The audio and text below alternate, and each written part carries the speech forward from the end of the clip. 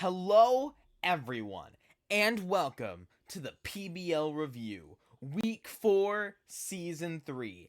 I'm your host, Typoon1, coach of the Carolina Persians. Now, let's talk about my predictions from last week. Last week, we had the Carolina Persian and the Chinese Charmander facing off, and I predicted the Chinese Charmander to win. And I was wrong. The Carolina Persian won that one. Then we saw the Miami Heatmore and the Buffalo Boufflant facing off. I got that right with the Miami Heatmore winning. And the Ohio State Obstagoon versus the Michigan Weavile, and I predicted that one right as well with the Ohio State Obstagoon winning. Now, let's get into a review of this week's matchups. To begin, this previous week we saw the heavyweight matchup between the current 1 seed, Carolina Persian, and the current 2 seed, the Chinese Charmander. In match 1, we saw a pretty strong performance by both sides, but despite the performance by the Chinese Charmander, it was still a victory by the Carolina Persian. No Pokemon really a true standout in the match, with a wide variety of Pokemon on both sides with 1 or 2 knockouts, in my opinion. However, I think the MVP was No Surrender the Ting Lu because of the work it did while it was around. While other Pokemon got a kill or 2, then fell, Ting Lu lasted until turn 7 of the 11 turns in the battle, and did good amounts of damage while around.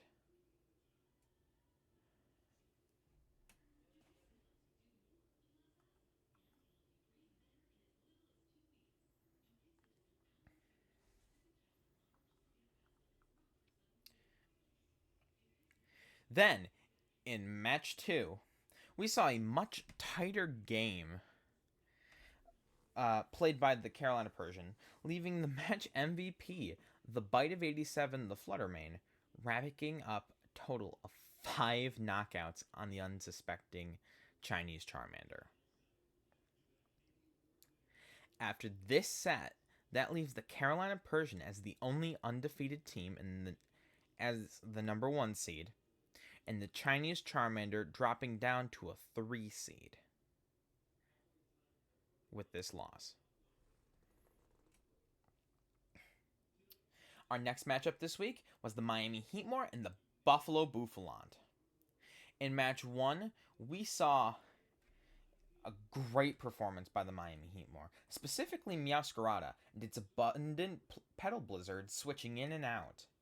Iron Bundle at the end of the match getting some nice damage.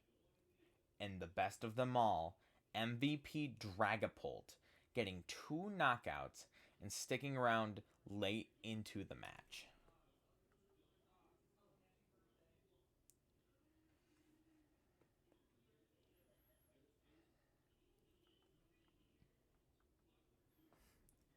Now, in match 2, we saw a much closer game played between the two sides, with both sides doing heavy damage to the other.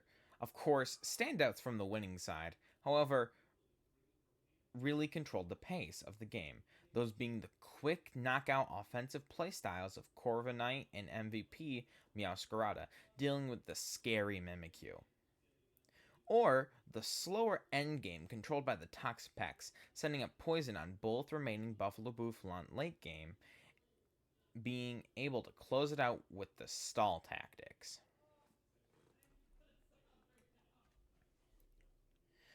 After this week, we saw the Miami Heatmore move up to the 2nd seed with the loss of the Chinese Charmander falling down to the 3rd, and the Buffalo Boufflant, even though with a loss, continuing to hold strong at a 4th seed.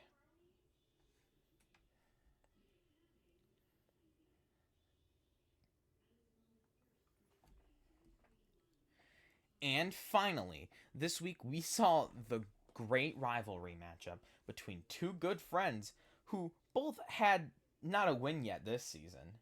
It is the Ohio State Obstagoon versus the Michigan Weavile. In match 1, we saw a controlled game by the Ohio State Obstagoon, controlling the pace through the MVP Golden Shower the Golden Go, taking 3 knockouts through great usage of Make It Rain. The rest of the game was a back and forth that led to the Ohio State Obstagoon victory due to the Weavile missing some core members of the team from the early Golden Go knockouts, which were obviously the Excalibur and the Crocodile. In match 2, we saw a victory for the Michigan Weavile, in which they were able to take methodical knockouts from the Obstagoon's Pokemon, and there was a standout performance by Scizor, some handing out some clean finishing blow bullet punches. Despite that, however, and the fact that the Obstagoon lost, I still think the MVP was Golden Shower the Golden Go, because it was the 3 kills it got to make the game much closer, and it only going out due to its life orb, and if it doesn't go out there, the Obstagoon probably win the match.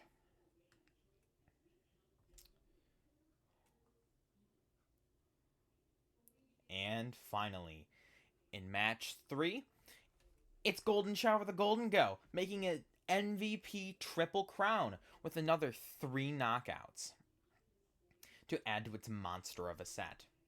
Despite a great 2 KO performance from Azuma Drill the Azumarill, the Golden Go still gets MVP. The Ohio State Obstagoon absolutely dominate the Weavile in this match and win their first victory of the season. Now, with that first victory of the season, the Obstagoon take a solid 5th seed spot as the Weavile keeps searching for that first win, sitting firmly in the 6th seed. Now, let's cut to an interview with the coach of the Ohio State Obstagoon, Michael. Hello, everybody, and now I'm here with coach of the Ohio State Obstagoon, Michael. Now, Hello. now, Michael, what do you think went well in your match against Xavier?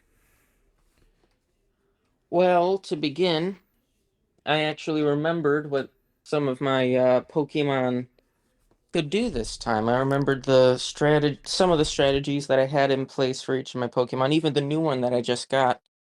A couple things went wrong, just forgetting certain abilities and what they do, but for the most part, I think what went well was not only having that in Deity to take some of the pressure off of my Golden Go, but as well as increase stats for everything else.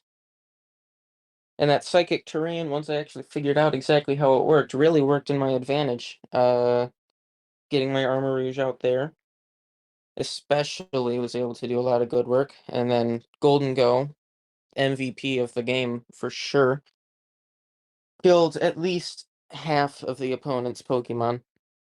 4 or 5, maybe.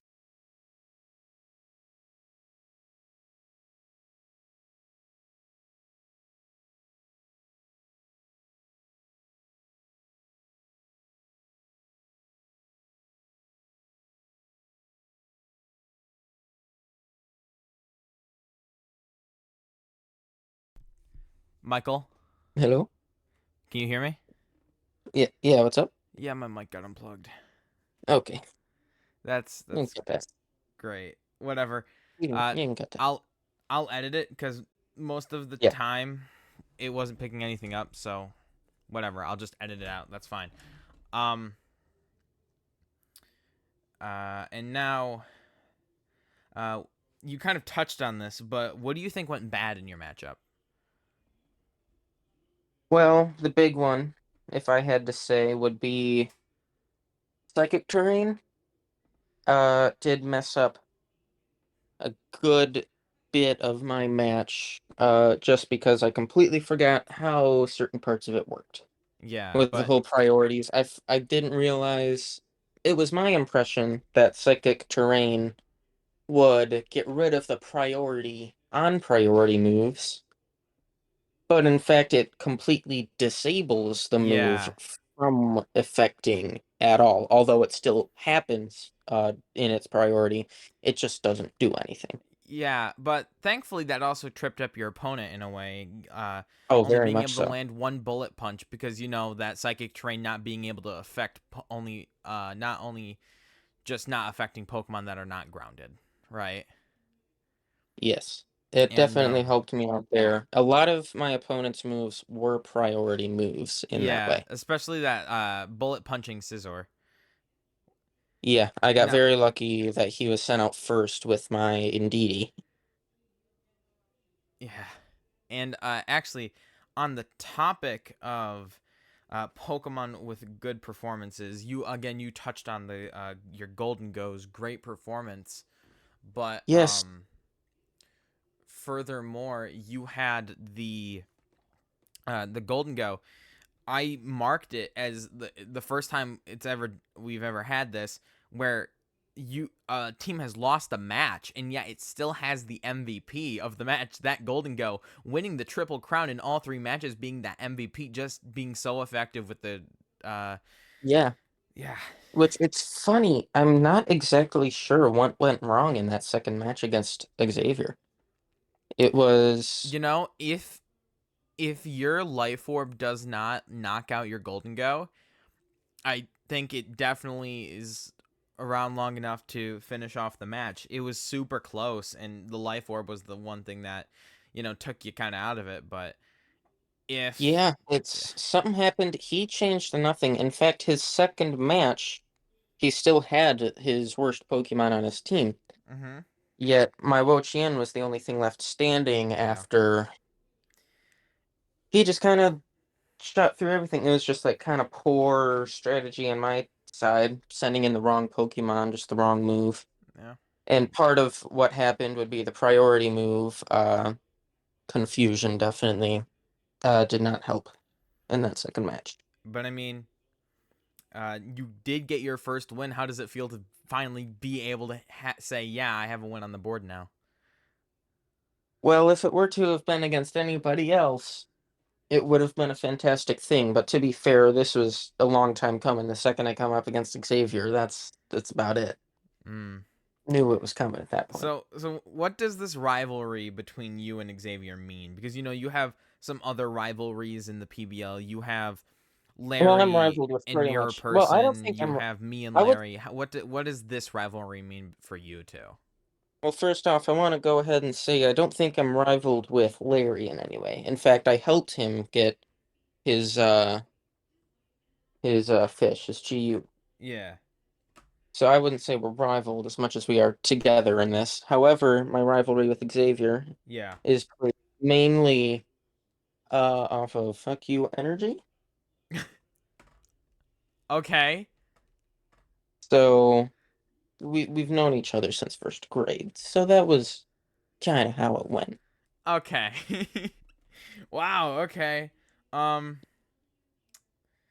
But now let's talk about uh current other things. So, what do you who do you think is the best team currently in the league right now? Best team in the league, and while I haven't seen many matches, I've heard many great things, as always, about Larry. Yes, absolutely. That's what Elliot Larry said last seems, week. that's what I'm thinking. Larry has a great thing going for him here. Elliot is usually a strong contender in these, but having only 7 Pokemon to his name to pick from for any match, he doesn't have the diversity to really be effective against everybody here. But A this couple season we're people he can seeing absolutely demolish, but how good is that diversity? Because right, you have the diversity of anybody, it definitely helped but me. It you definitely only helped have me. one win. I only have one win. This past win that I just had with Xavier definitely helped. The diversity definitely helped me getting that Azumarill, which I had to change his name, unfortunately. Ha ha. Um, but being able to take in an Armarouge and actually pair him with Indeedee in the way that I was able Yeah. to do, now that I know that I have Indeedee to pair Armarouge with, or Torkoal. Torkoal to pair Armarouge with. Yeah. Armarouge is just a great Pokemon alone and when paired with two completely Yeah. different type hitting Pokemon, really. Absolutely. Well, obviously, It Indeedee Psychic, Torkoal's Fire, so. Yeah, it's two completely different sides of the type chart, and Yeah, it really hits heavy when used either way. absolutely. And now speaking of that team you think is currently the best, you have to face them next week. Yes, Larry, I need to plan for that one. That's the one that I really, really want to win, because like I did say that we were kind of together in this, but that doesn't change the fact that I want to beat him above any other player.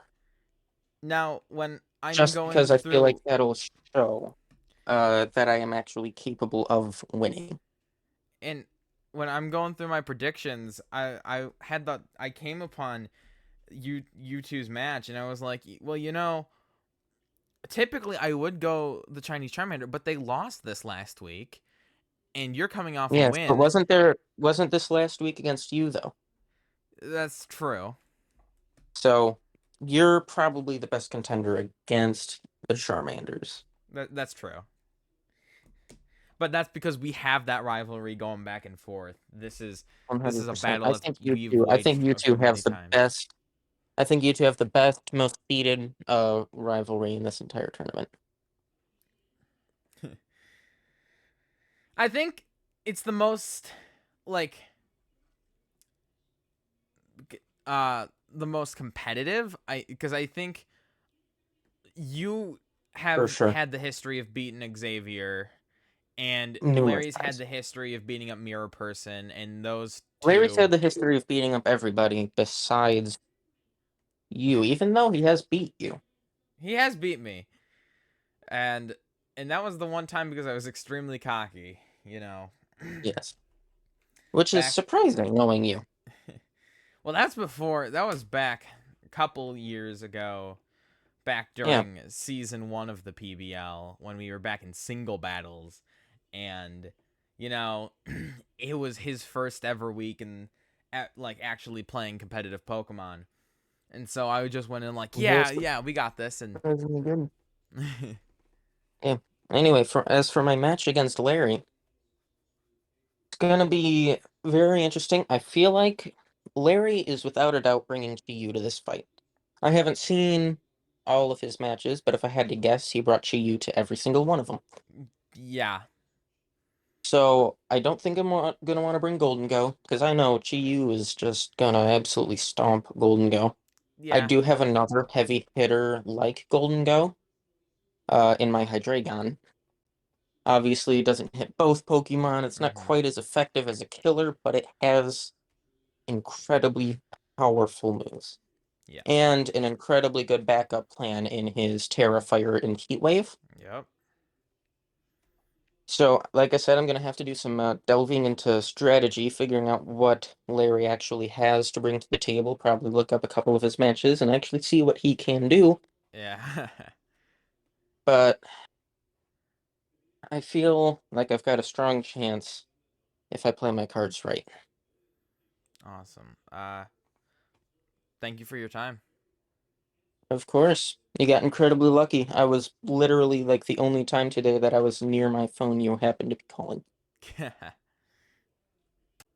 Now, thanks again to Michael for that great interview. Let's do my predictions.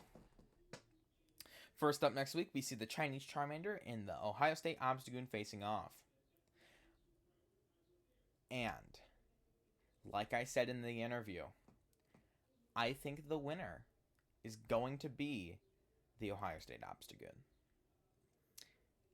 And I think it's going to be because despite how heavy we're talking that, oh, the Chinese Charmander are this big team and they're big and scary, um, I think the Ohio State Obstagoon are going to not only keep it close, but I think they're going to win.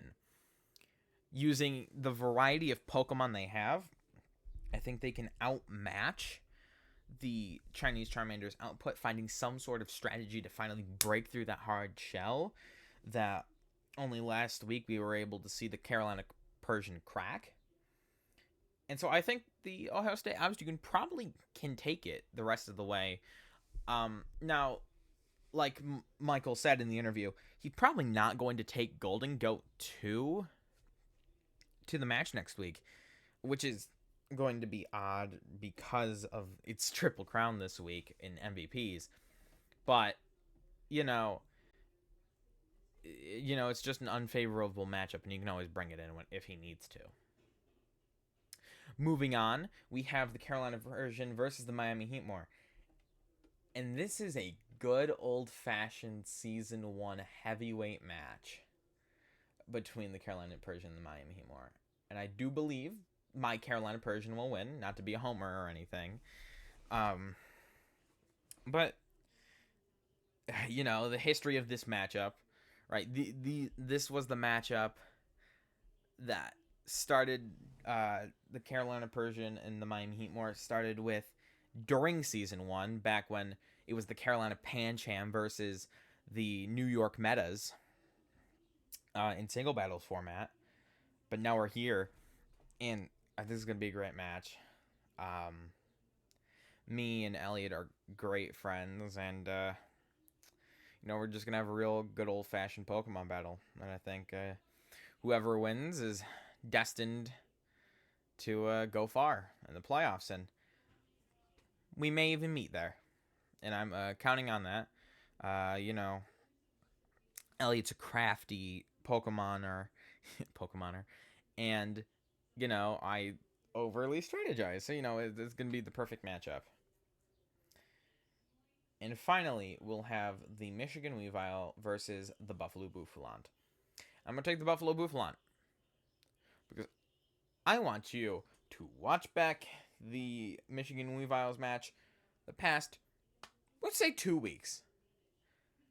And you tell me if you think that team can do anything consistently, right?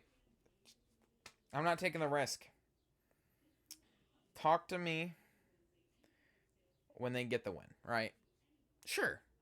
They can beat the Buffalo Boufflant, sure. But the problem is they are so extremely inconsistent. Why in the world does the reasoning say, yeah, let's bet on them, right? Let's predict them to win. If you're in Vegas, you're not taking those odds. You're saying, oh, yeah, they can do that. Yeah, they can win.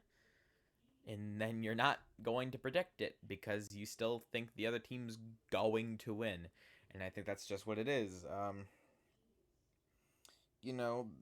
Slowking is weird and inconsistent. It doesn't work. Its blizzards don't do enough damage, even with the snow setup.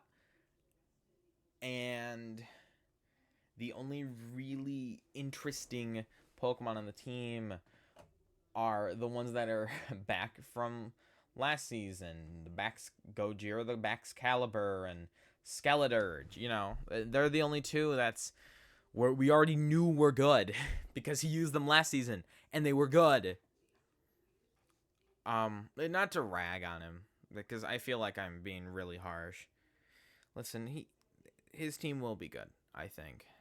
In some situation, I think they're going to get a win this season. And that's my prediction. They get a win. I think they're probably the first seed.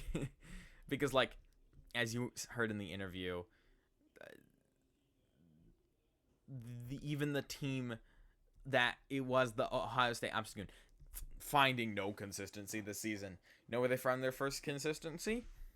In the match against the Michigan Weavile. So, it's just a cyclical thing for them. And then on the other hand, we probably should touch on the other side. Buffalo Boufflant, sure, they lost against the Miami Heat more, and that's rough. But I think they can bounce back. And, I think if they decide to use the Iron Jugulus, cool. It'll thrive there. Pincurchin is massive annoyance. Yeah. I'm going to use a quote from Larry when talking about that Pincurchin. Quote him. He said, it's really annoying because it can just throw whatever it wants on the field and you really can't do anything about it because there's always this Pokemon that's a giant, bigger threat next to it. Especially the Mimikyu. If the Mimikyu's out there, you have to say, well, do I want to deal with the Pincurchin's Toxic Spikes, which is going to be a giant annoyance the rest of the match, or do I want to deal with the Mimikyu that is a giant immediate threat that can set up 3 stack of Swords Dance and then just sweep through the rest of my team? And it always takes at least 2 hits to kill. So, I think the Buffalon are gonna, get a win again. And yeah, that was my predictions for this week. Thank you so much for liking. Thank you so much for watching. Don't forget to like and subscribe. I'm not amazing at video games or editing or most things. So thanks for watching.